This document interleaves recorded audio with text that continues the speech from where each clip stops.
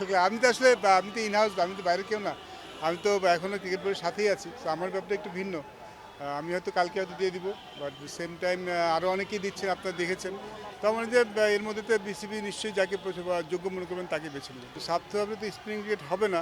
আর যেহেতু টিমটা পাকিস্তানের সাথে স্পিন উইকেট করাও যায় না। আসলে আমরা স্পিনিং উইকেট তখনই করি যখন সাবকন্টিনেন্টের বাইরের দলগুলি আসে।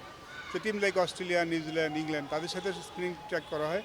বাট পিরপুরের উইকেটেও কিন্তু সুইমিং কন্ডিশন তৈরি করা যায়, আমরা আগে দেখেছি। ওরকমভাবে সময় দিলে ঘাস লাগলে মিরপুরের মাঠেও কিন্তু ফাস্ট বোলাররা বেশি অ্যাডভান্স পেয়ে থাকেন এবং আমাদের স্কোয়াডটা দেখে মনে হচ্ছে যে আমরা সেই ধরনের উইকেট বানাতে যাচ্ছি। সো আমার ইটস রাইট, এরকমই হওয়া উচিত। কারণ এখন থেকে আমরা যেই সিরিজগুলি খেলবো, হোমের বাইরে গেলে তো কন্ডিশন আমাদের হাতে থাকে না। যেহেতু হোমে যখন খেলা হবে কন্ডিশন আমাদের হাতে থাকে, সেক্ষেত্রে যখন আমি যেই কন্ডিশন পারি অবশ্যই আমরা জেতার জন্য কন্ডিশনটা তৈরি করবো। বাট সেম টাইম ওয়ার্ল্ড কাপে কীরকম কন্ডিশন ফেস করতে পারি সেটা মাথায় রাখাও খুব দরকার আমাদের। বাংলাদেশের যদি ভালো করতে চায় আমাদের ব্যাটিংটা ক্লিক তো করতে হবে। বিকজ আই থিঙ্ক আমার bowling side is very good.